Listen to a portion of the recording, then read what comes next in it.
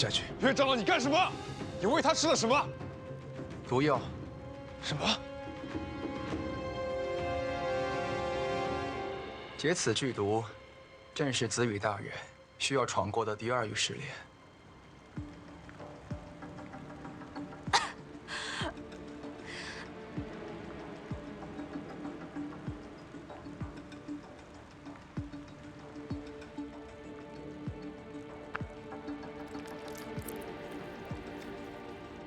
这么冷，走。此毒药名为食心之月，第2域试炼，闯关者必须在毒发之前制作出解药，否则中毒者会受尽折磨而死。多久发作？可能是3天，也可能是1个月，看你能不能找出所中之毒究竟是何物了。这里是月宫收藏的所有毒谱和医书，可以随时供你查阅。于公子天资聪颖，相信一定可以参破食心之月的奥秘。怎么了，云姑娘？我没事。书架下方专研体内痛症，中间则是体外伤症，最上层是毒症以及配毒解毒之法。这关于毒症的书籍这么多，无异于大海捞针。岳长老，你有什么建议吗？出于交情，我提示了你这里的藏书分门别类，已经替公子节省不少时间了。再多说下去，就真有舞弊之嫌了。岳长老，那你告诉我，这食心之月到底是寒毒还是热毒？我不如直接把解药给你。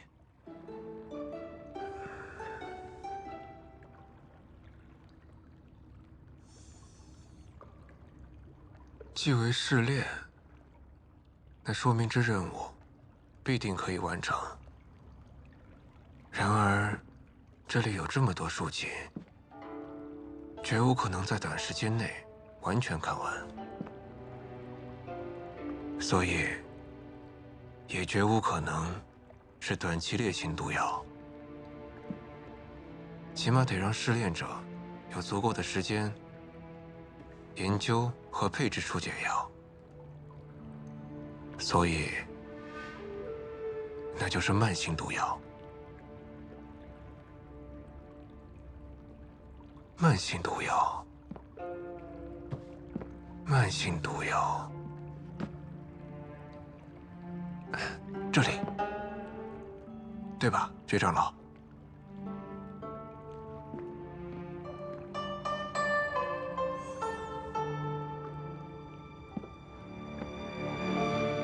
阿元，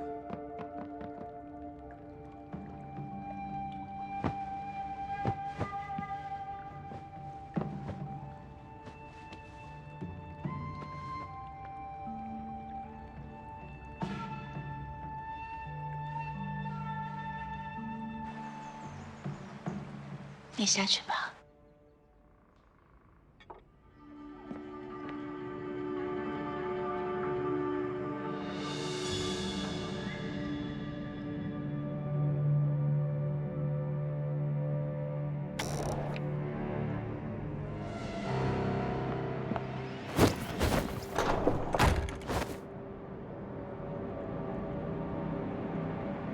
上关前，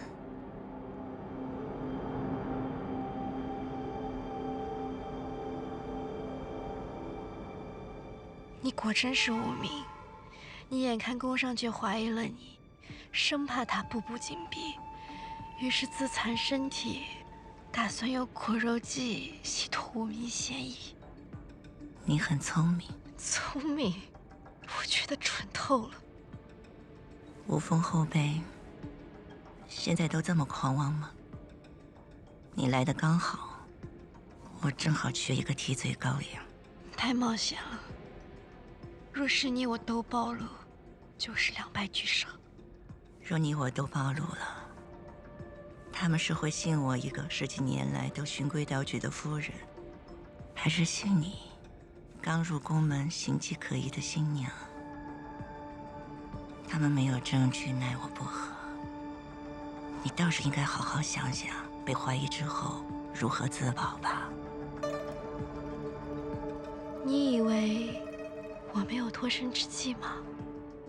不过，吴峰前辈的作风，我算是领教到了。为了自保牺牲同门，我真够狠。那只能怪吴峰的后辈，一代比一代无勇。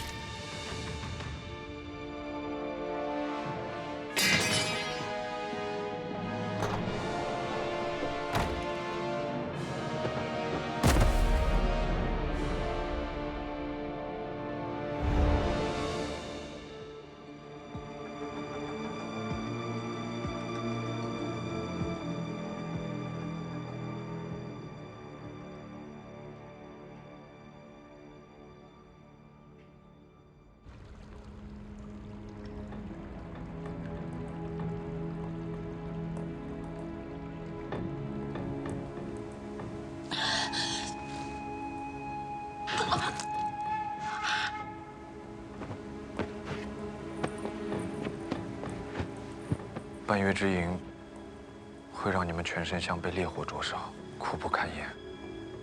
如果迟迟不解，烈毒就会攻心，一旦进入心脏，就无药可救。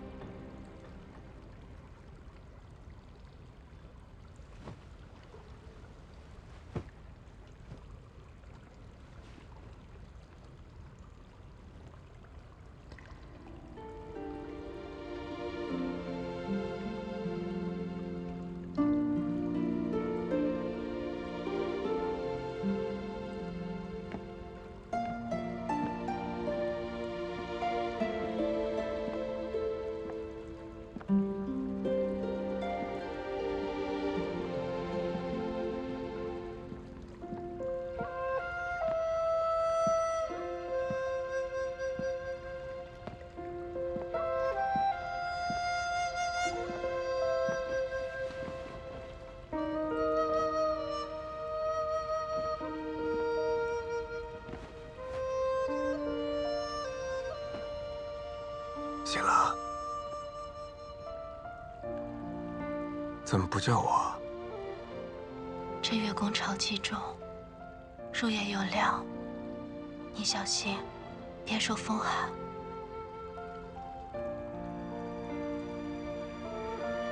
还让你照顾起我来了。你身体感觉怎么样？有变得更难受吗？难受倒是没有，只是我发现这毒会让内力紊乱，只要运功，毒气攻心的速度就会越快。那你尽量不要运功，有任何事情都告诉我，让我来。嗯。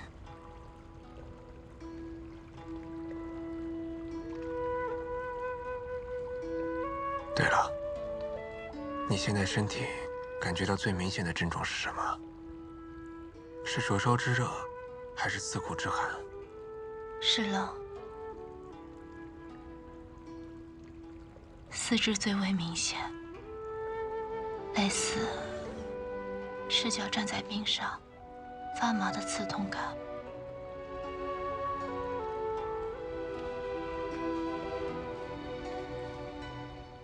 没有打扰二位吧？把这盖上。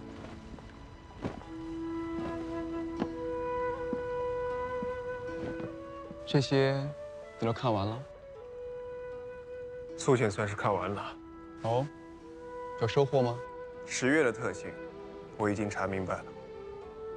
这本典籍之中记录了一种毒药，其症状以月相时辰为始末，周期变化；以半月为期，损益现象层层递增。而且，这种毒药非常有趣，它会根据中毒者自身体质和内功，而自动变成2种截然不同的毒药：灼热的烈毒，或者冰冷的寒毒。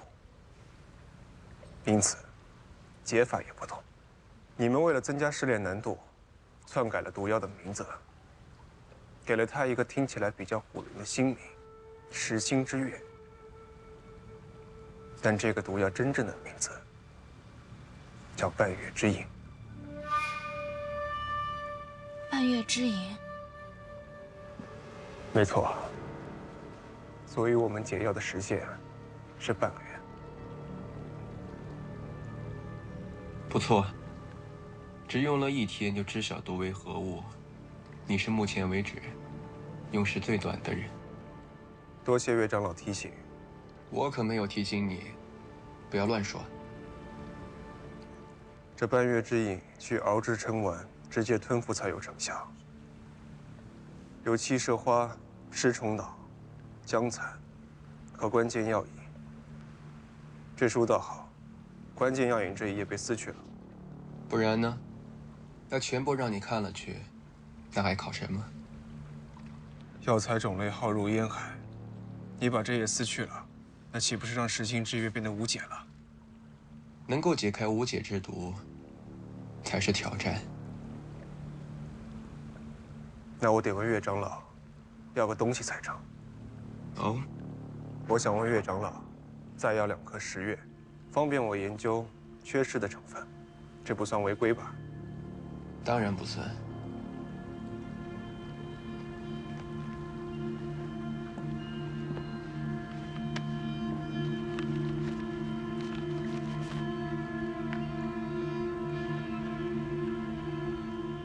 风蜡。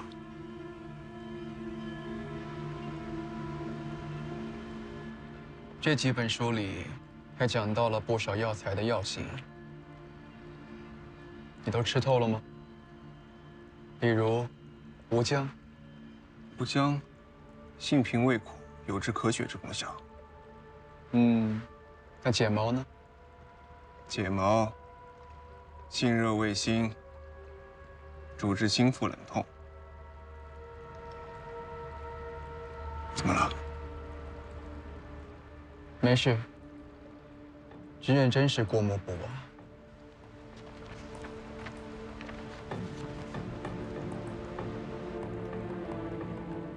尸虫脑为剧毒，会造成内力乱行，武功尽废。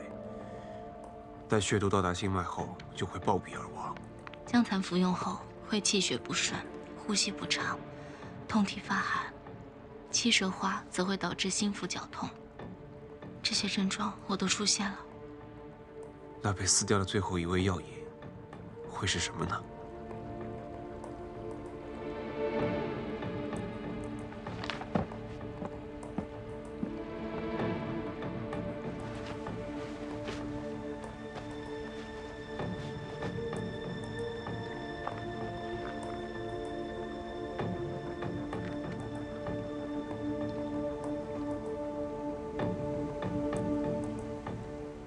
清苦之味，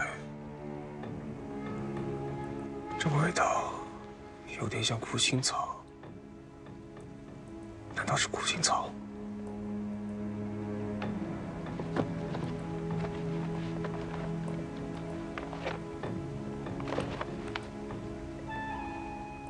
苦心草毒性微弱，服用后虽有咳血的功效，却也有治疗体内淤寒和淤血之效。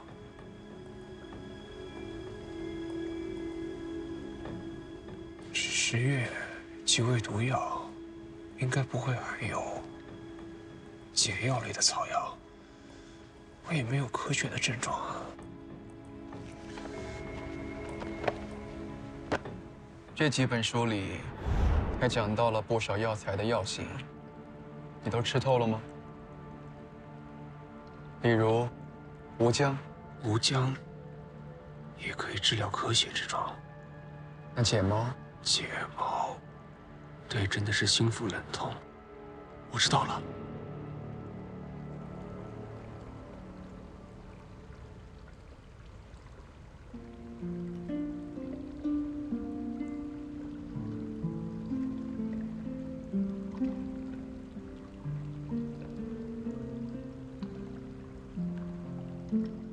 可是，这最后一味关键药引究竟是什么呢？关键药引，关键药引。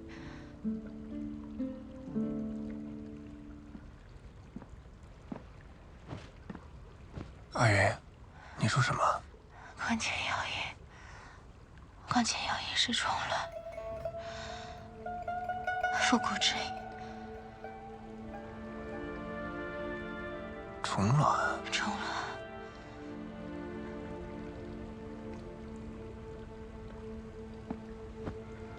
虫卵。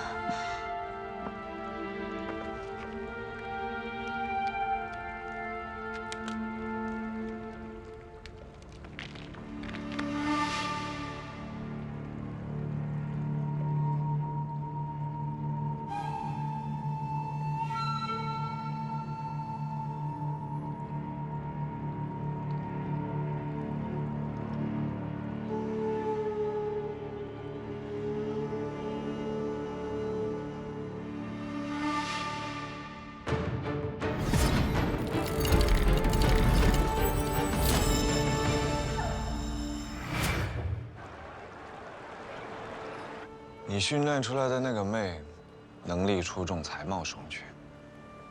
可惜啊，连个消息都送不出来。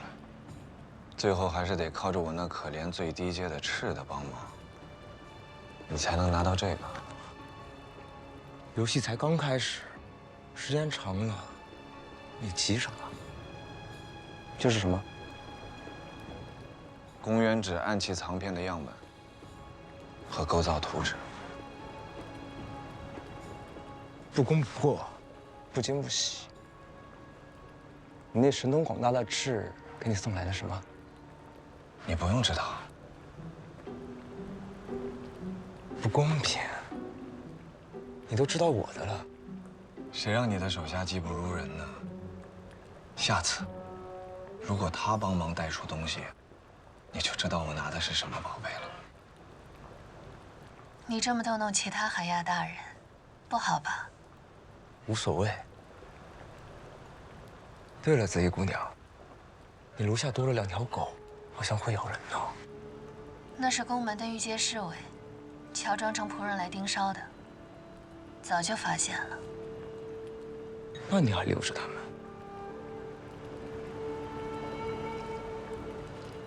哦，我懂了，还是紫衣姑娘你厉害。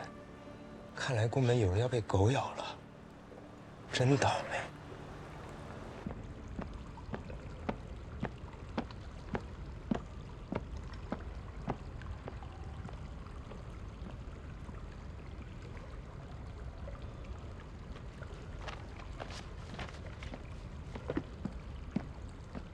雨公子，松兰花、芝山龟、迎香附、解毛、乌姜。 照这个方子去拿药材。是。啊，对了，我还需要一些寒刀石。啊？是月宫里蚊虫鼠蚁太多吗？要不要帮公子换新的被褥？你还懂医术啊？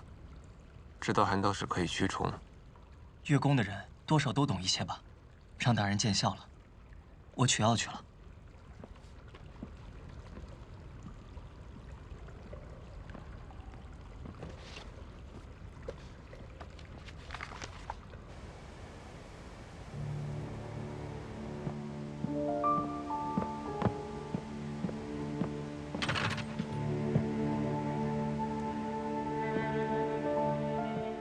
你来做什么？替雾姬夫人取药。为何不让下人来取？宫门内乱，人人不放心，让我亲自照顾。药包给我看看。旨公子请便。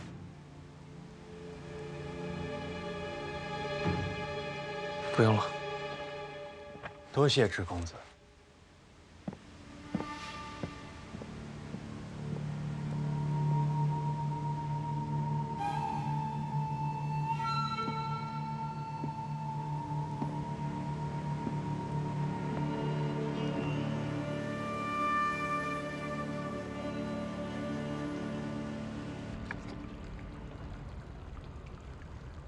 不对，有何不对？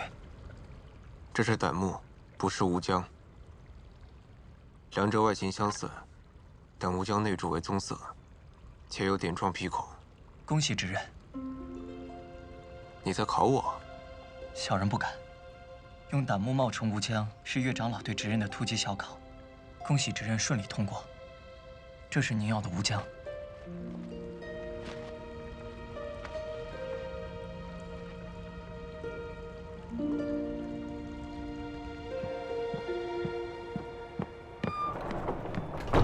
乌姬夫人喝完药了吗？你查的怎么样？根据医馆的出诊记录，2年间并没有大夫去过山谷出诊。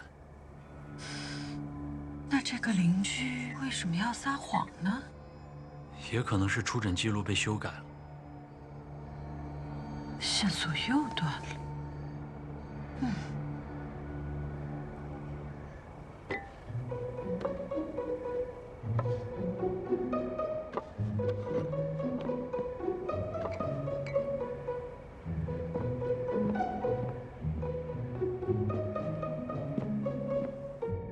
哥，你刚让我查过大夫去旧城山谷外出医诊的记录。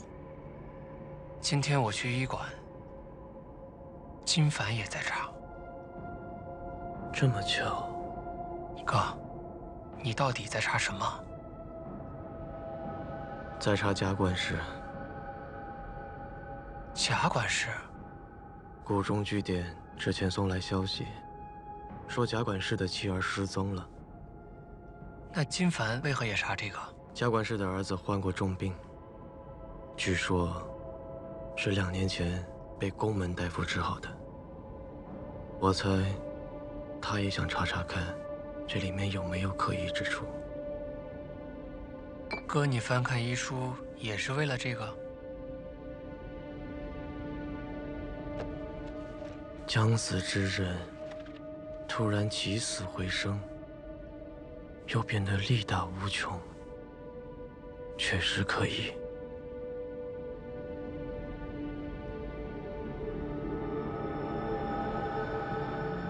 想到什么了？没啥，我刚想多了。不可能的是，治病只能对症，解除病灶而已，不会突然力大无穷的。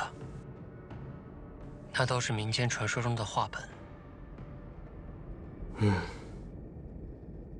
看来有必要找个时间去后山问问岳长老了。哥，你去后山，可以顺便打探一下公子与闯第2狱的进度。打探不打探，都改变不了结果。哥，就不担心吗？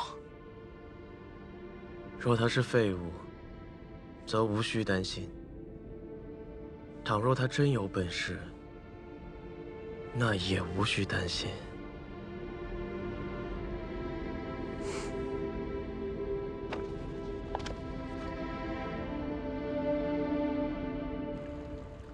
松兰花、芝山龟、银香附、解毛、吴姜，半熟之水熬制，赭石做药引。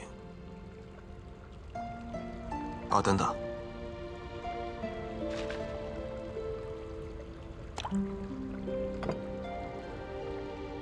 子羽大人真是聪明，知道要用寒刀石。你是怎么猜到药丸里面有虫卵的？秘密。好吧。岳长老，这解药对吗？我过关了吗？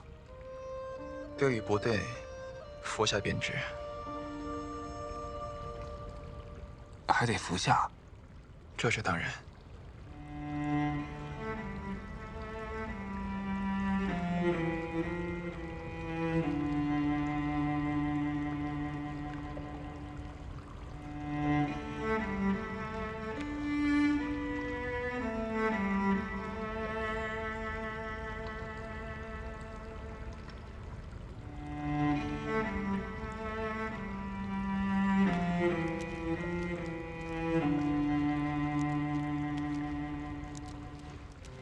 别怪我没提醒你，你用的这几味药，药性都非常猛烈，搭配在一起，更是凶残，可能会比10月更折磨人。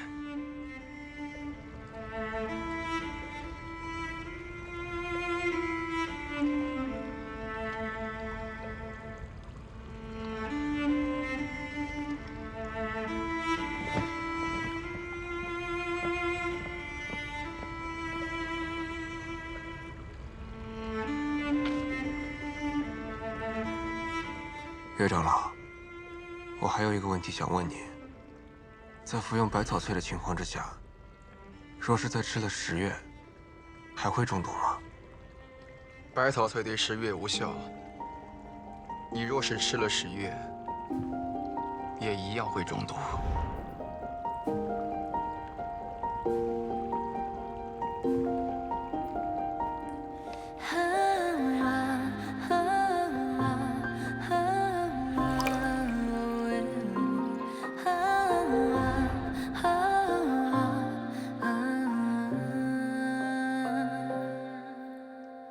山脉被风吹落成沙，河流带我回家回家。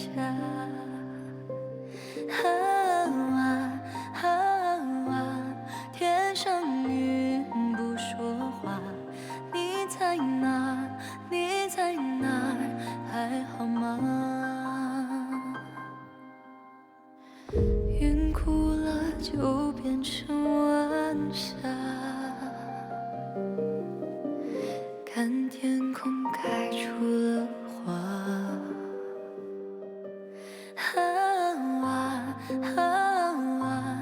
云和你能遇见吗？每朵浪花都在问他，大地中会滋养，会长出一双翅膀带我翱翔。与你不一样，你们总是对我讲，而我心上有一点光。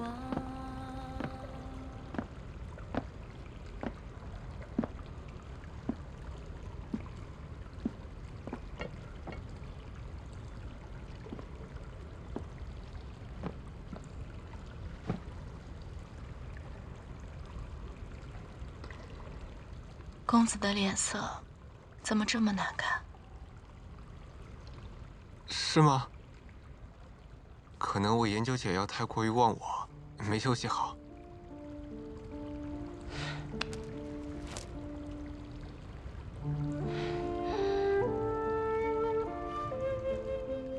为什么要骗我？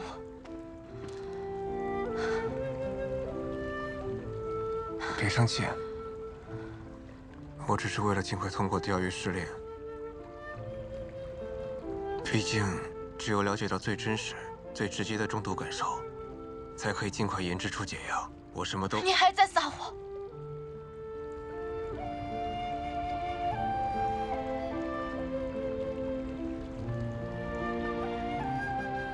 对不起。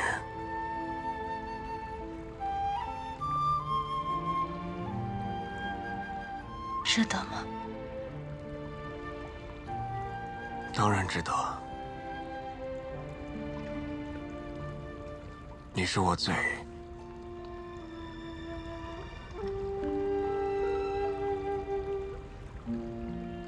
重要的人。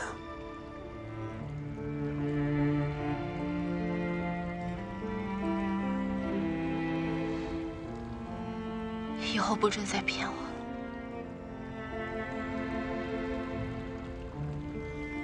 不管发生任何事，我们一起商量，一起决定，不要再一个人逞强了，好吗？我以后不会再骗你了。就算做了错事，做了傻事，你可以打我，可以骂我，甚至可以用刀杀我，但是我绝对不会再骗你了。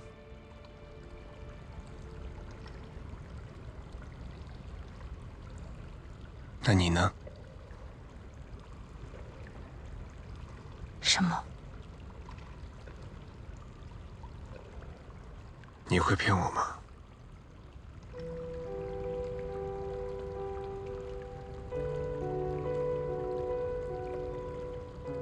我对公子绝无二心。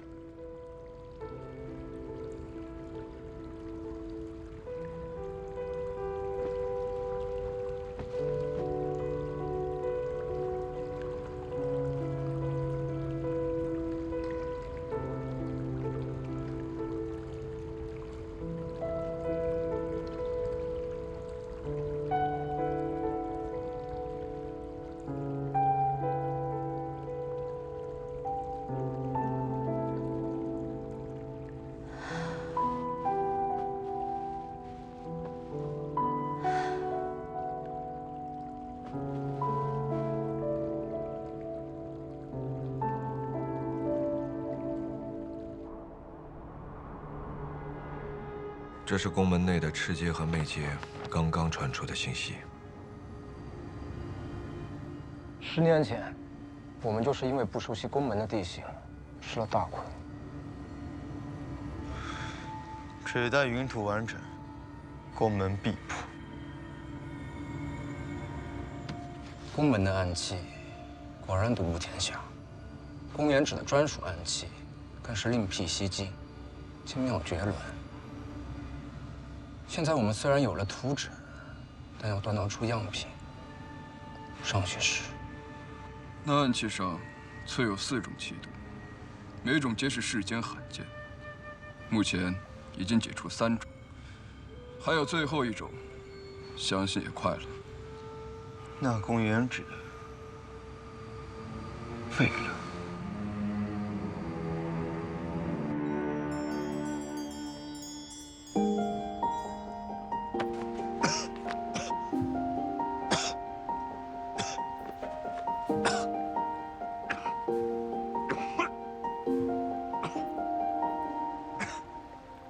山脉被风吹落成沙，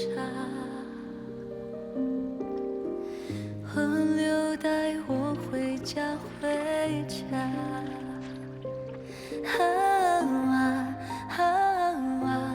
天上云不说话，你在哪？你在哪？还好吗？云哭了就变成晚霞，看天空开出了花。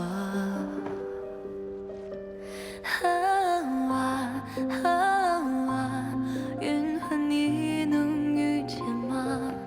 每朵浪花都在问他，大地中会滋养，会长出一双翅膀带我翱翔。与你不一样，腿部麻痹。你们总是对我讲，而我心上有一点光。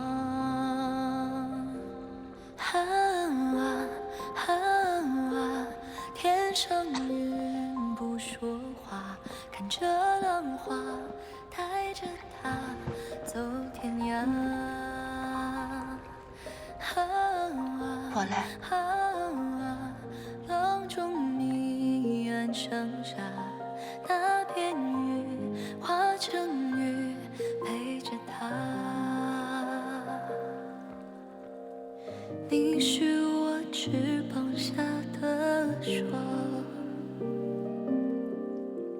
在天空画出荧光。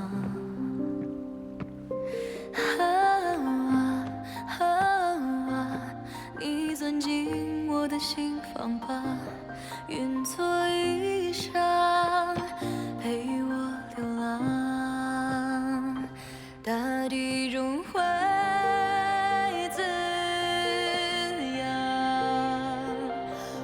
你长出一双翅膀，带我翱翔。愿你不一样，你们总是对我讲，而我心上有一点光。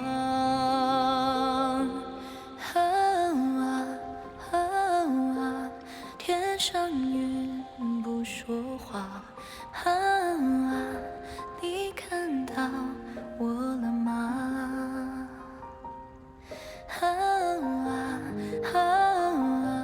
最绚烂的晚霞变成雨，变成雨。公子羽这个人心软多情，还是统领整个宫门的职人。你要是个寻常女子，能嫁给他，多幸福啊！你说是吧？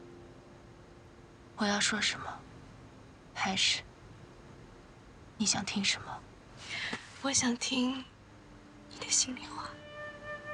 一个位高权重、年轻英俊，我这一颗炽热的心，对你嘘寒问暖，用心良苦，你会不会因此动情啊？吴风只训练我们如何动手，从没教我们如何动情。动情不用教，也教不会。那就是不会。这样就好。一个细作，若是爱上了他的目标，下场真的会很惨。我还记得，吴风以前有一个痴情的傻刺客，简直可以用“不得好死”来形容。你知道身为女细作最致命的弱点是什么吗？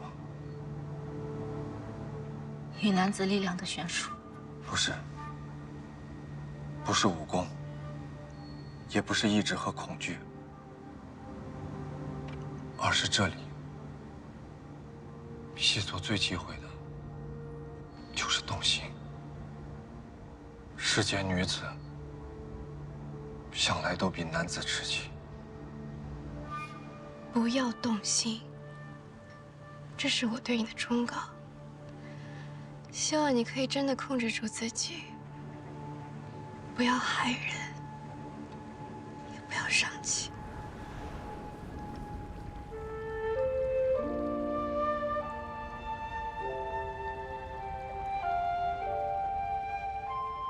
我只希望云姑娘日后不要辜负之人。她是个很傻的好人。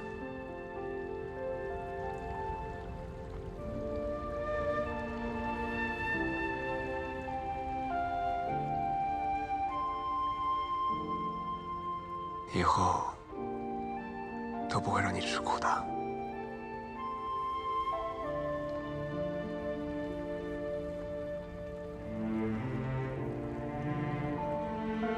值得吗？当然值得。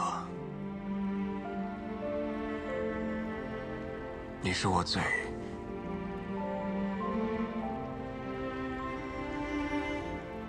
重要的人。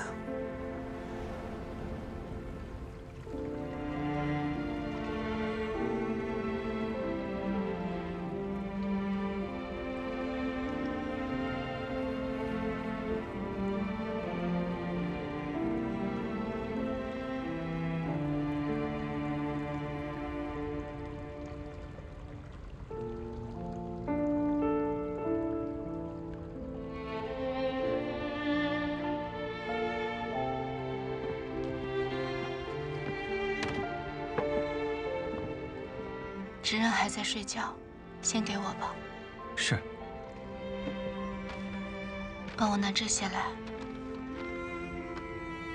墨翰莲、女贞子、寒水石，云姑娘，这些都是大寒之物，你中的就是寒毒，可不能吃这些。快去。是。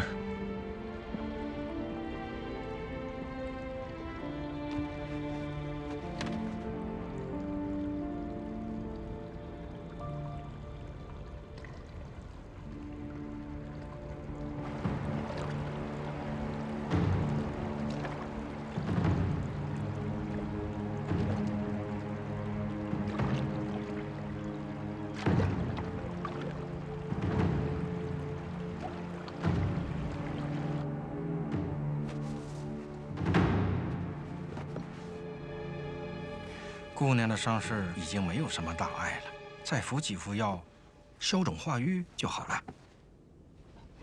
我这满身伤痕，着实难看。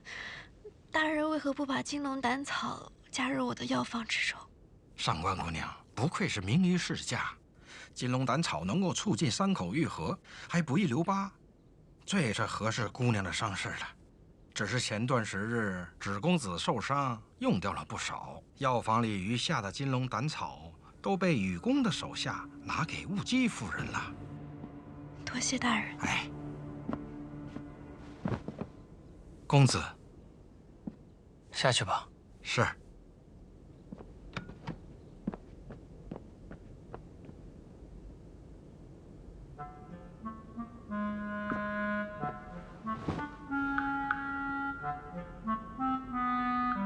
怎么，这么着急去吧？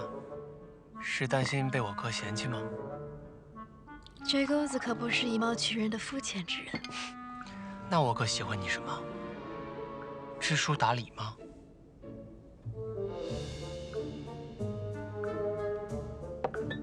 等芷公子长大了，自然就明白了。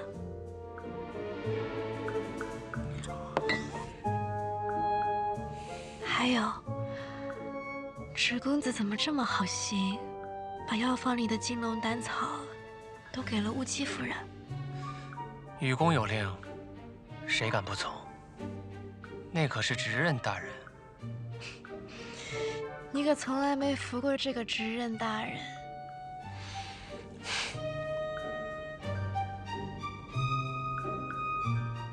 不过还是多谢芷公子专程来看我。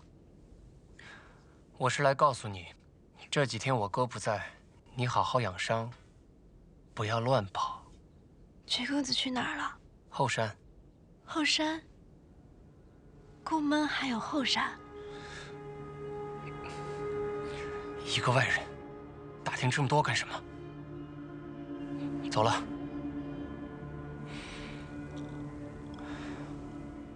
你这茶一般。你哥选的。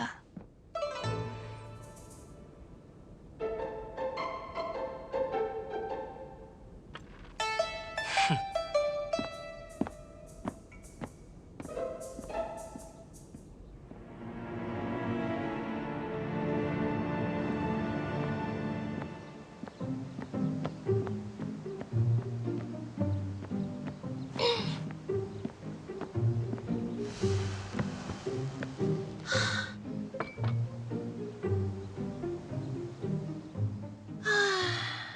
人家最近眼皮直跳，好不安哦。卡边，老话说左眼跳财，右眼跳灾。哎呀，公子羽他们会不会遇到了什么困难，被难住了呀？你把我给难住了，那就迎难而上。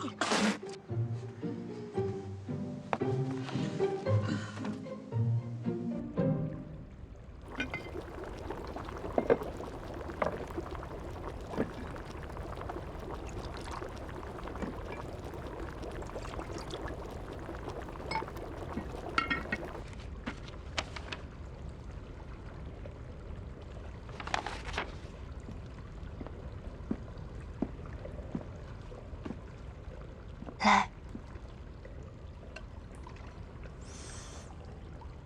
这什么药方？我在那边的医书上看到的。虽然解不了实心之约，但可以大大降低你被热毒折磨的痛苦。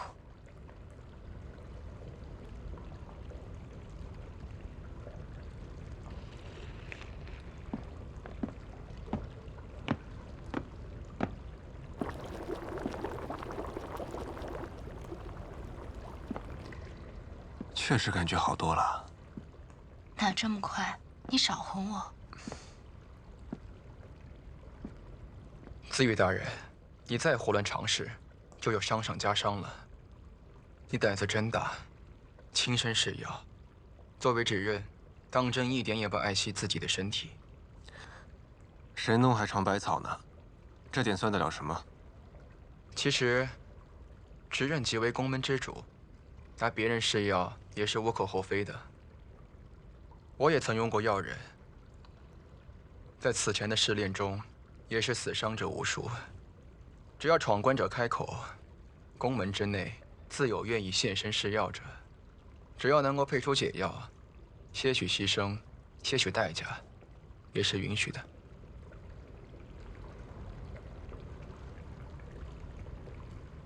我不想拿无辜的人替我试药。没有人的性命是草芥，即便是服药朝生暮死，也不需要为我本该受的试炼之苦而牺牲。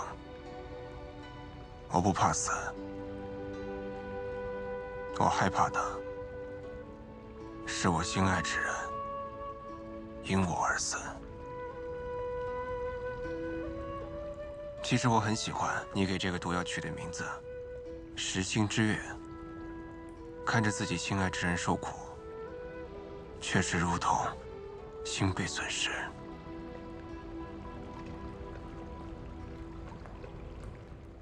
既然如此，我想告诉执人，这一狱，岳长老。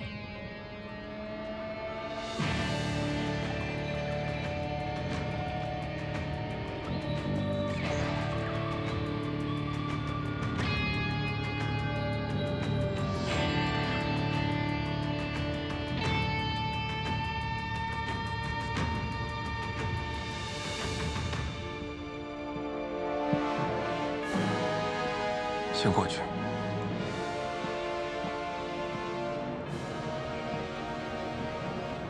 你来做什么？自然不是来找你的，我有事要请教岳长老。云姑娘咳血咳得厉害，她请岳长老让下人拿点补血的药过来。有意思，虽然不是来找你的，但没想到却有了意外收获。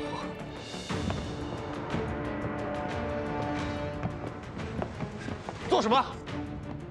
云姑娘，看来你行动自如啊。岳长老，我要将云为山带回前山审问。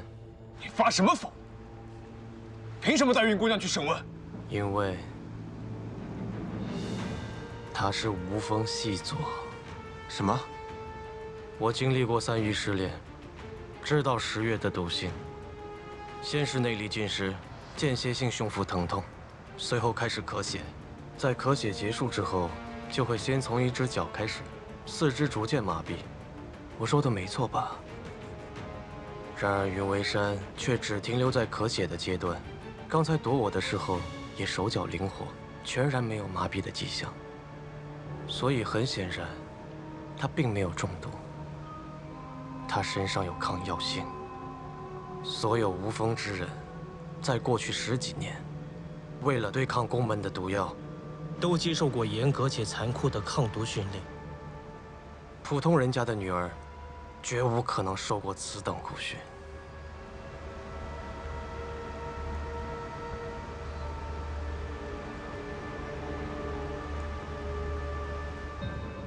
这又能说明什么？每个人体质不同，中毒症状自然也不同。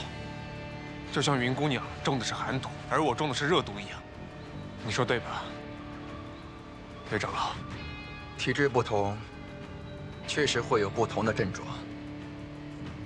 可是，岳长老直说无妨。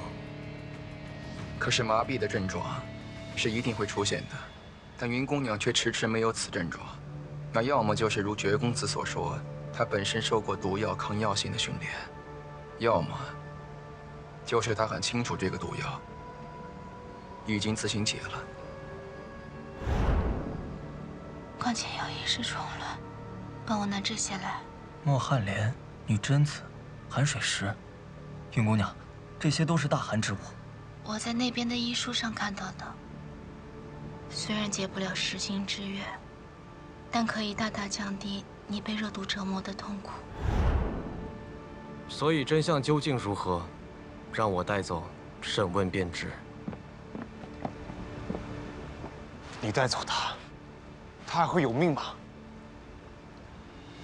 准，为了整个宫门的安危，你不准也得准。岳长老在此，你还敢如此放肆，无视执刃的命令？你连第2关都没有通过，哪儿来脸面称自己为执刃？再说你为了一个女人，拿整个家族的性命打赌，你配得起执刃2字吗？他在雨宫生活这么久，我相信我看到的他。我也相信我自己的判断。2位无需争执，我有办法。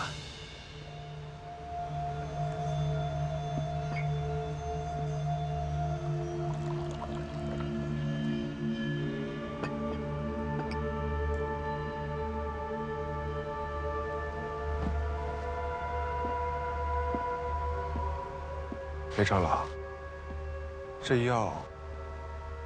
放心，此药名为誓言草，服下者所言皆真，对身体无碍，只会短暂地控制人的心神，让人无法说谎。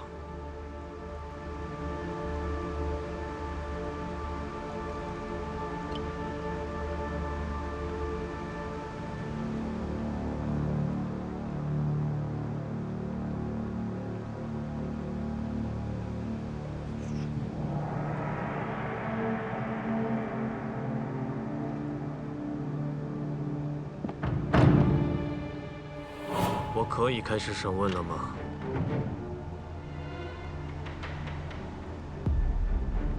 关羽，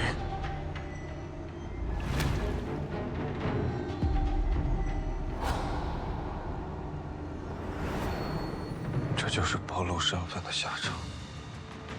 所以最后关头，必须自尽。若不及时斩断，则会受尽折磨，死也无门。哎，没事吧？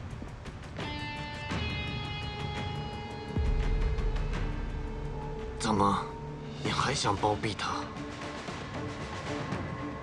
君姑娘是我雨宫的人，她也是我的新娘。要盘问，也是我来盘问。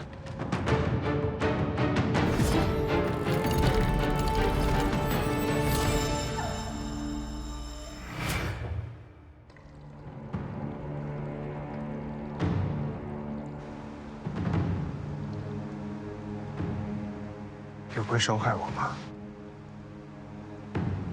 不会，会伤害我家人吗？不会，不会。也总是问些无关痛痒的问题。你要是不敢面对，那我来帮你，直接切入重点。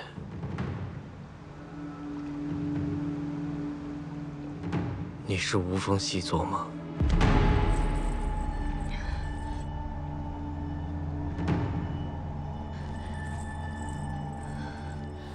告诉我，你是谁？你告诉我，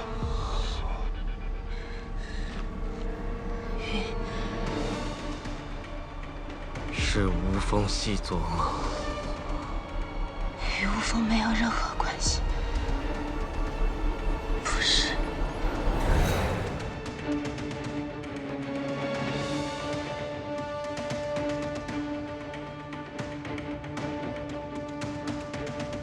那你是谁？你是谁？最后关头，必须自己。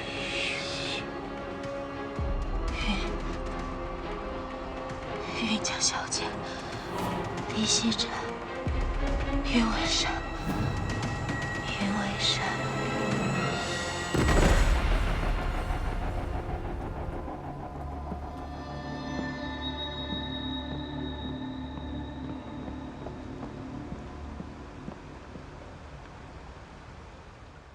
药效1刻钟之后就会消失，你好好照顾云姑娘吧。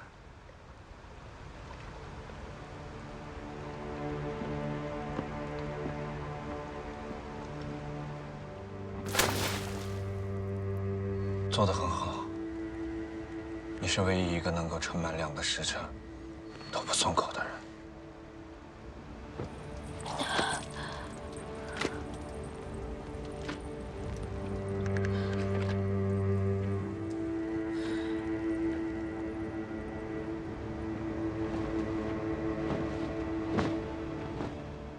没事了，都过去了。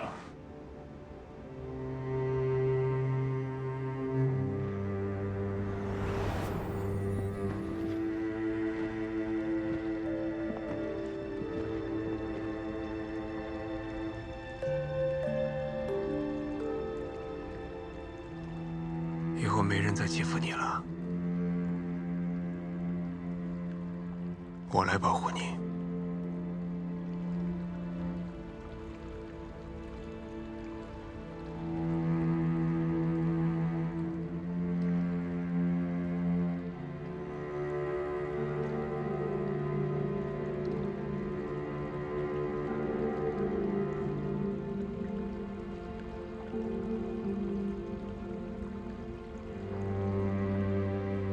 你喜欢我吗？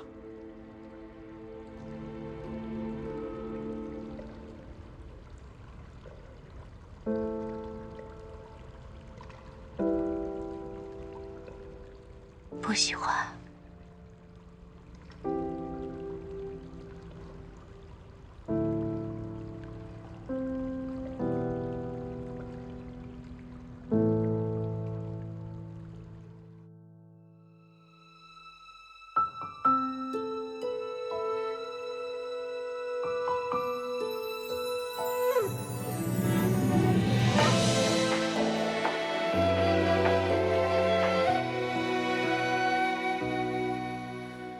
你在梦里看见的记忆，闪着光，淋着雨。我把岁月布置成棋局，等着你。每次相逢都是运气，每次离别都是叹息。缘分在等，刀锋落笔。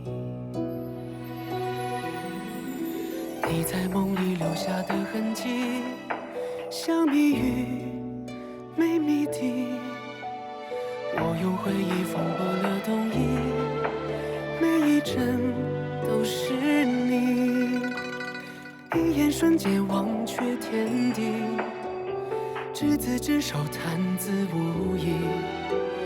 落字无悔，红尘不弃。我跨越山水奔向你，找到你，抱紧你的心，不在乎他们的提醒，我抱紧了风里。